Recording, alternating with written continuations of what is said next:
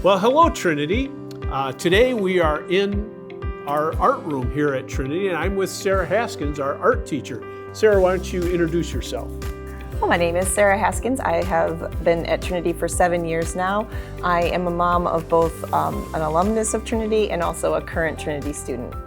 And we are blessed to have a teacher who specializes in art, who teaches art to all of our students and dedicates her time and energy and planning to our art program. It's a very crucial part of our kids' instruction. And Sarah has taken some time in the past couple of years to kind of reinvent our art and has gone to some workshops and has done some planning. So why don't you tell those who are listening about what the Spiral Art Curriculum is and how it works?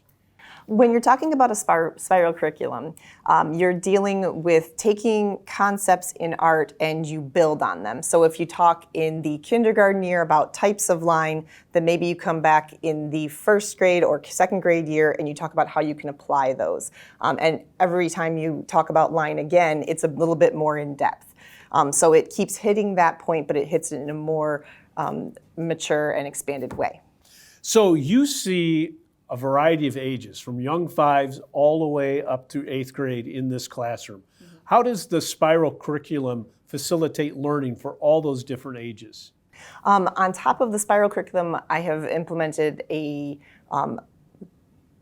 somewhat choice-based as well. When you are dealing with this room, is actually a studio setup for the kids to eventually learn how to use the supplies on their own. They go and get what they need, they come back to their table, they use it, and they clean it up. When we're dealing with different ages, I have different centers for the young ones. I have a specific center set up for them where it is just for young 5s through 2nd, and that is all of their supplies collected in one area of the room, so that the older ones have access to some different things. I don't have to keep pulling in and out different types of materials. So I know when I walk in your room, it's not abnormal at all to see kids working on a variety of different projects in the same classroom. Correct, yeah.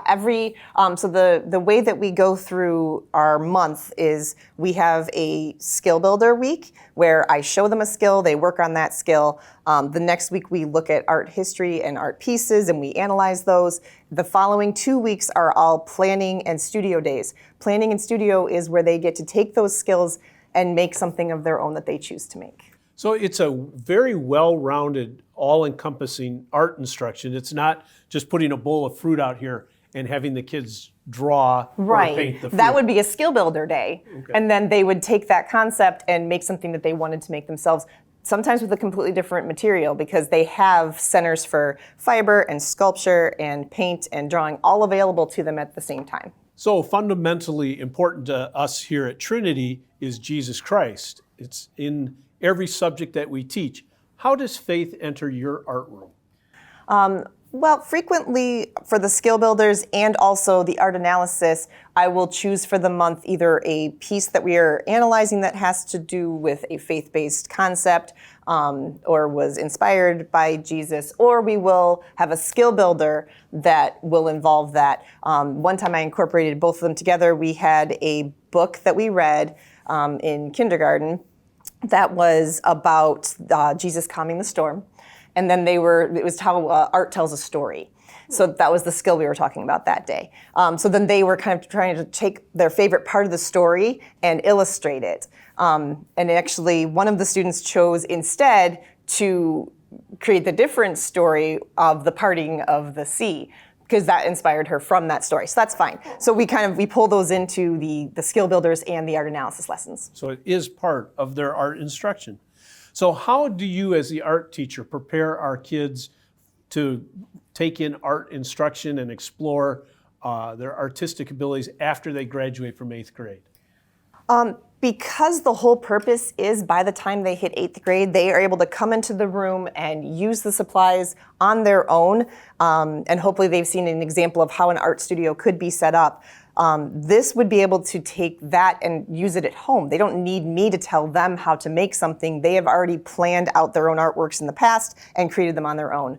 Further, that concept of having to do all of those steps of planning and creation is great for critical thinking. So it moves towards really any creative endeavor of any job that you need to make something. You need to develop a curriculum. That takes creativity. So a cool thing about working in the fine arts is you get to physically see what your students have done. So I know you have some examples behind us. You want to tell us about some of the work that the kids have produced? Sure.